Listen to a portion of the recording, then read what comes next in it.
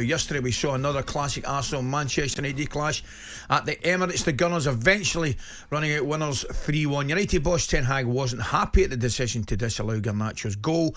While Jadon Sancho was left out of the squad, Ten Hag had this to say when explaining Sancho's absence. Jadon was on his performance on the training. We didn't select him.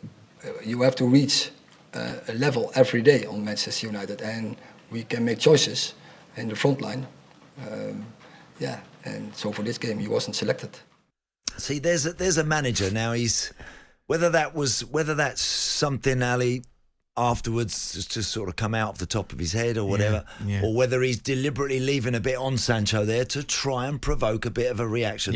We're talking earlier about a rollicking, and in any industry, nobody likes it. Sometimes you need it. Mm-hmm. And there's a way of delivering it. There's a way of handling it, accepting it. Now, whether Ten Hag's right in saying he's done it in training, he's not been doing it in training, sorry. As I mentioned earlier, you'd like to think he's had a word with Sancho about that. If he thinks he's coasting during the week, he's probably saying, listen, son, you're not good enough to coach during the week. Well, I need a bit more from you. I couldn't agree more. We'll read Sancho's response in a minute. However, I agree more with you totally. As long as Ten Hag has said to Sancho privately, this is the reason I'm doing it. If that's the first time he's heard that, that's poor. Right, then the kids obviously... Yeah.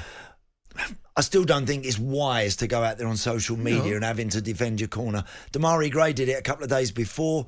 Whether all of a sudden now this is going to become part and parcel, whether this is going to become the norm for players to react this way, I would like to think these boys have got enough about them to keep their head down and really get going and show people what they can do. It's the times, Andy. It's the times. I mean... That ain't right to do that, Ali, is it? That's not right to go on social media and start moaning about that. I'm just thinking, if I'd went on social media and publicly criticised Jock Wallace or Walter Smith or Graeme Souness... Do you know what I mean? That ain't happening. But this is just the times we're living. I don't necessarily like it. No. But I don't think it's the last we'll see of it. And as I mentioned, Sancho came out and made a statement indicating that this is not the case at all, stating that he's been training very well and there are other reasons at play. This is a tweet and this is the quote: "Please don't believe everything you read. I will not allow people saying things that are completely untrue. I have conducted myself in training very well this week. I believe there are other reasons for this matter that I won't go into. I've been a scapegoat for a long time, which isn't fair. All I want to do is play football with a smile on my face and contribute to my team. I respect all decisions that are made by the coaching staff. I play with fantastic players and grateful to do so, which I know every week is a challenge. I will continue to fight for this badge no matter what." Right. Now, for more on this, talkSPORT chief football correspondent Alex Crook is joining us. Crookie, a very good morning. Morning, Crookie. Good morning.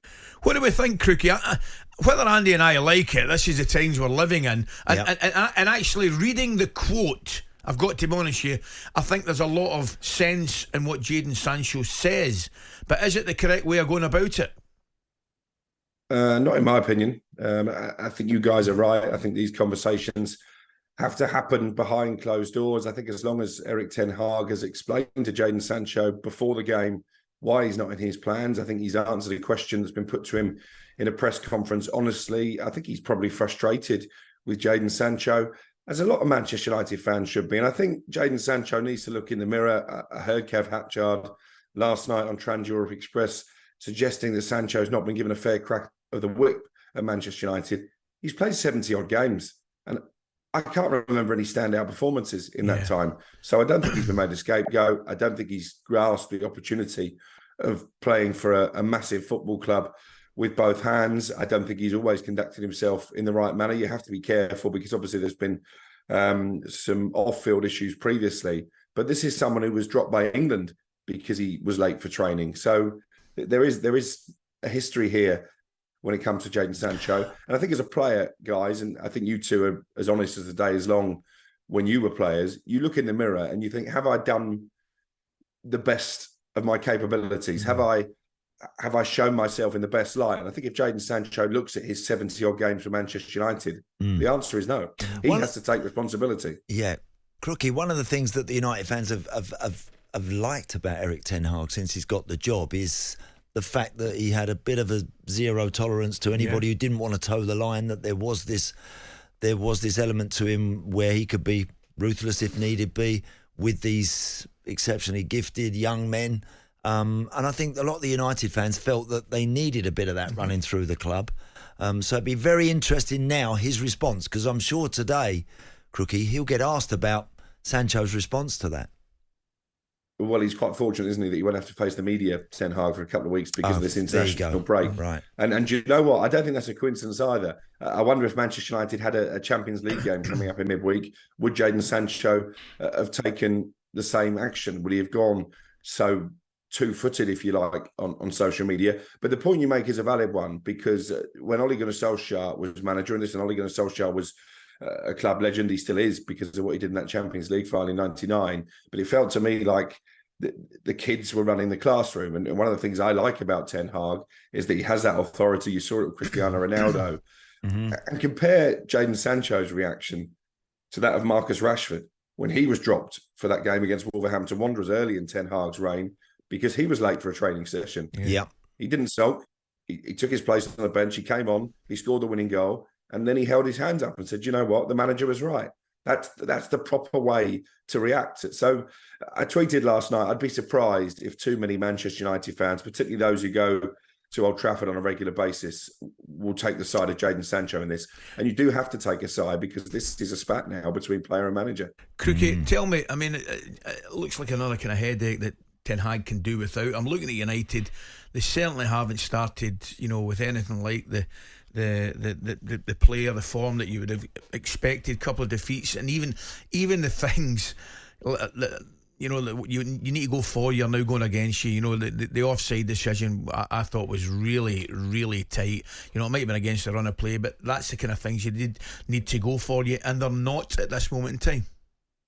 No, and then you've got the injury situation. I don't think there's any other club in the Premier League, arguably, certainly not one that have top four aspirations, that would end the game away from home at Arsenal with Harry Maguire and Johnny Evans as their centre-back pairing. I mean, I feel for Ten Hag. I think he's a good manager. He's getting criticism now in some quarters, which I think is a little bit undeserved when you look how well he had performed last season.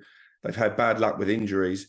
But Erik Ten Hag's not the problem at Manchester United. Jadon Sancho's not the problem at Manchester United, although maybe he is emblematic of it. The problem is the Glazers. And we hear yesterday that maybe the club aren't up for sale after all. I think we all saw that coming. We've been saying it on talkSPORT since November that Joel and Avram Glazer weren't particularly enthused about the idea of selling the football club. But as long as they remain, Erik Ten Hag is going to have to battle with one arm tied behind his back. And I know people point to how much money they have invested this season, Manchester United, but it's not enough. It's not enough to close the gap on Manchester City. It's nothing compared to what Chelsea have spent since Todd Bowley came in. Yeah. So I just wonder what more Ten Hag is supposed to do with the fact he's had to re-sign a 35-year-old Johnny Evans. I mean, it's laughable.